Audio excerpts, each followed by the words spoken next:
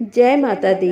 आप सभी का हमारे YouTube चैनल पर हार्दिक स्वागत है। आज सावन मास के मंगलवार के दिन आइए सुने माँ गौरी और भगवान भोलेनाथ की पौराणिक कथा। तो प्रेम से बोलें शंकर भगवान की जय हो।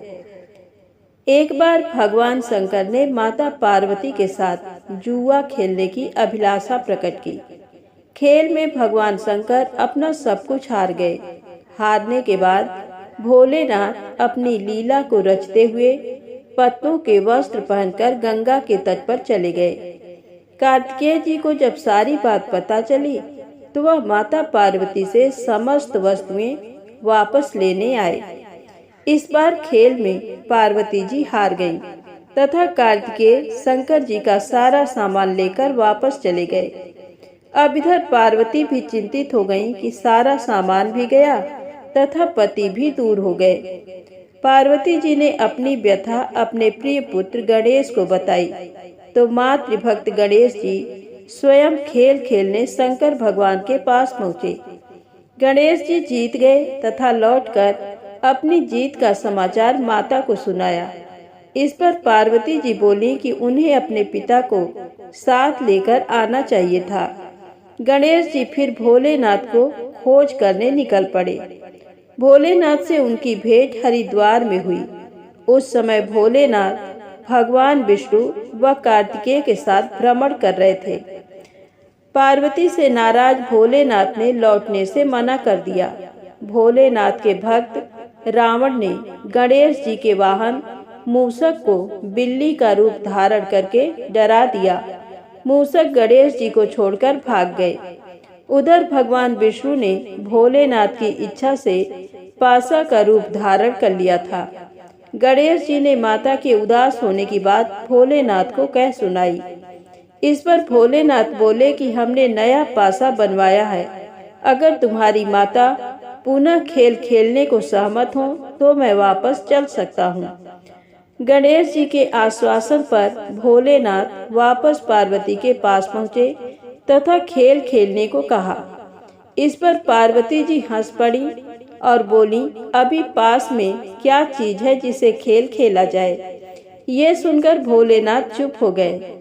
इस पर नारद जी ने अपनी बीड़ा आदि सामग्री उन्हें दी। इस खेल में भोलेनाथ हर बार जीतने लगे। एक दो पासे फेंकने के बाद गणेश जी समझ गए तथा उन्होंने भगवान विष्णु के पासा रूप धारण करने का रहस्य माता पार्वती को बता दिया। सारी बात सुनकर पार्वती जी को क्रोध आ गया। रावण ने माता को समझाने का प्रयास किया पर उनका क्रोध शांत नहीं हुआ तथा क्रोधवश उन्होंने भोलेनाथ को श्राप दे दिया कि गंगा की धारा का बोझ उनके सिर पर रहेगा। नारद जी को कभी एक स्थान पर न टिकने का अभिशाप मिला।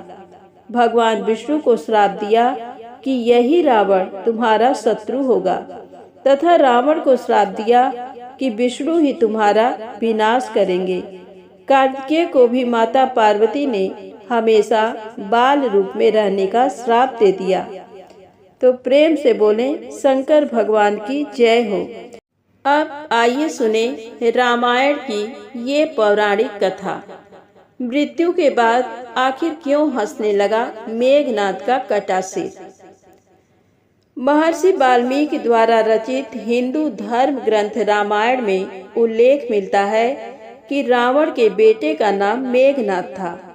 उसका एक नाम इंद्रजीत भी था। दोनों नाम उसकी बहादुरी के लिए दिए गए थे। दरअसल मेघनाद इंद्र पर जीत हासिल करने के बाद इंद्रजीत कहलाया और मेघनाद का मेघनाद नाम मेघों की आड़ में युद्ध करने के कारण पड़ा। वह एक वीर राक्षस योद्धा था। मेघनाद श्री राम और लक्ष्मण को मारना चाहता था। एक युद्ध के दौरान उसने सारे प्रयत्न किए लेकिन वह विफल रहा। इसी युद्ध में लक्ष्मण के घातक बाणों से मेघनाद मारा गया। लक्ष्मण जी ने मेघनाद का सिर उसके शरीर से अलग कर दिया। उसका सिर श्री राम के आगे रखा गया। उसे वानर और ऋक्ष देखने लगे। तब श्री राम ने कहा, इसके सिर को संभाल कर रखो। दरअसल श्री राम मेघनाद की मृत्यु की सूचना मेघनाद की पत्नी सुलोचना को देना चाहते थे। उन्होंने मेघनाद की एक भुजा को बाण के द्वारा मेघनाद के महल में पहुंचा दिया। वह भुजा जब मेघनाद की पत्नी सुलोचना ने देखी तो उसे विश्वास नहीं हुआ कि उसके पति की मृत्यु हो चुकी है।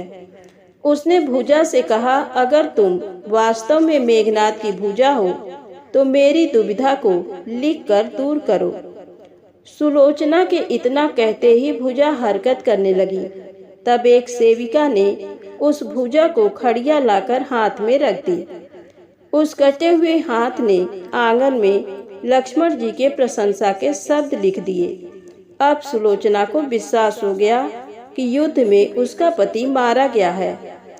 सुलोचना इस समाचार को सुनकर रोने लगी। फिर वह रथ में बैठकर रावण से मिलने चल पड़ी। रावण को सुलोचना ने मेघनाद का कटा हुआ हाथ दिखाया और अपने पति का सिर मांगा। सुलोचना रावण से बोली कि अब मैं एक पल भी जीवित नहीं रहना चाहती, मैं पति के साथ ही सती होना चाहती हूँ। तब रावण ने कहा, पुत्री 4 घड़ी प्रतीक्षा करो, मैं मेघनाद का सिर शत्रु के सिर के साथ लेकर आता हूँ। लेकिन सुलोचना को रावण की बात पर विश्वास नहीं हुआ। तब सुलोचना मंदोदरी के पास गई। तब मंदोदरी ने कहा, तुम राम के पास जाओ, वह बहुत दयालु है। सुलोचना जब राम के पास पहुंची तो उसका परिचय विभीषण ने करवाया। सुलोचना ने राम से कहा, हे राम, मैं आपकी शरण में आई हूँ, मेरे पति का सिर मुझे लौटा दें ताकि मैं सती हो सकूं। राम सुलोचना की दशा देखकर दुखी हो गए। उन्होंने कहा कि मैं तुम्हारे पति को अभी जीवित कर देता हूँ। इस बीच उसने अपनी आपबीती भी सुनाई। सुलोचना ने कहा कि मैं नहीं चाहती कि मेरे पति जीवित होकर संसार के कष्टों को भोगें। मेरे लिए सौभाग्य की बात है कि आपके दर्शन हो गए, मेरा जन्म सार्थक हो गया, अब जीवित रहने की कोई इच्छा नहीं।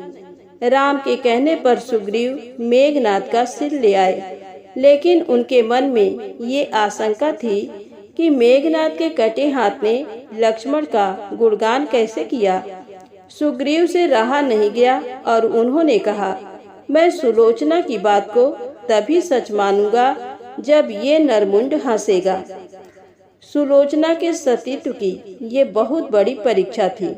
उसने कटे हुए सिर से कहा, हे स्वामी, जल्दी हंसिए, वरना आपके हाथ ने जो लिखा है उसे ये सब सत्य नहीं मानेंगे। इतना सुनते ही मेघनाद का कटा सिर जोर जोर से हंसने लगा। इस तरह सुलोचना अपने पति की कटा हुआ सिर लेकर चली गई। प्रेम से बोले, प्रभु श्री राम, माँ जानकी माता की जय हो, शंकर भगवान की जय हो, गौरी मैया की जय हो। दोस्तों, यदि आपको कहानी अच्छी लगी हो तो प्लीज लाइक अवश्य करें, चैनल को सब्सक्राइब करें, शेयर करें। जय माता दी, जय भोलेनाथ।